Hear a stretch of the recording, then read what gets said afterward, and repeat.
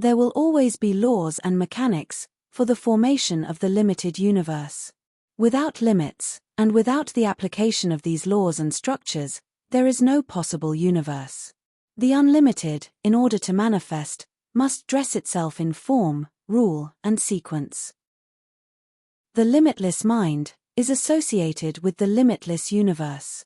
The limited mind is associated with the limited universe.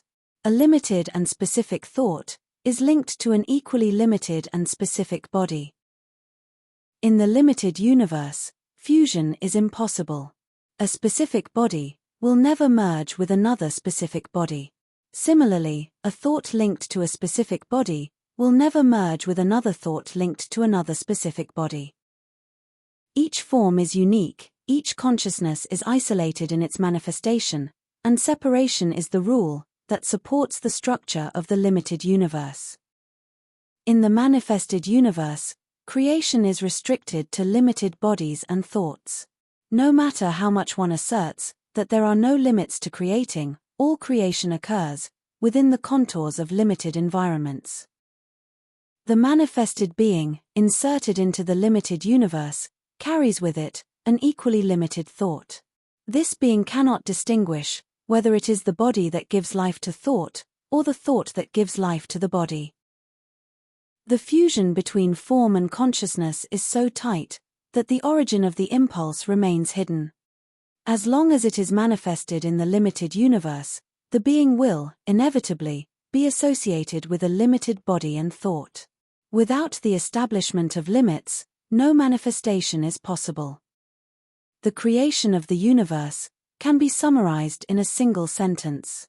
In the beginning, the consciousness of limit was created, and this separated the first thing. From there, the distinction arose between the limitless universe, the waters above, and the limited universe, the waters below. It is difficult to comprehend the existence of a limitless universe while living within a limited universe. However, everything is associated with perception. For the limited universe to be noticed, consciousness must be endowed with perception. Without perception, things remain imperceptible and, not being perceived, simply do not exist for perception. Perception is deeply linked to critical thought, which establishes the limits and definitions of things. Therefore, the existence of a body, whatever its form or size, is impossible without an associated thought and perception. The body is inseparable from the consciousness that observes and defines it. Many manifested beings understand this truth.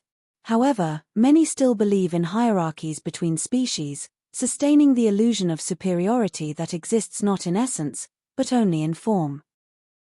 Manifested beings act in manifestation driven by unshakable principles. Misunderstanding these principles leads beings to create explanatory concepts, temporary in essence, though often enduring in appearance. What the being is, in its essence, can never be identified with these concepts. Even if there is some degree of influence, there is no real link between the truth of the being and the explanations attempting to define it. Beings, while in manifestation, are perfect actors in a perfect play, emerging from their own being, and therefore irreparable. Every role is exact, every scene is necessary, and every gesture is an expression of a pre-existing design.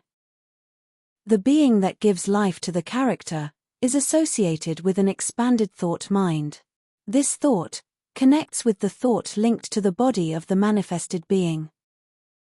This bridge provides the manifested being with a direct connection to what it is, an opening to the consciousness of its own origin. It is through expanded thought that the being penetrates into limitless thought, which is associated with the limitless universe. And it is through an exercise as simple as this that the all becomes perceptible.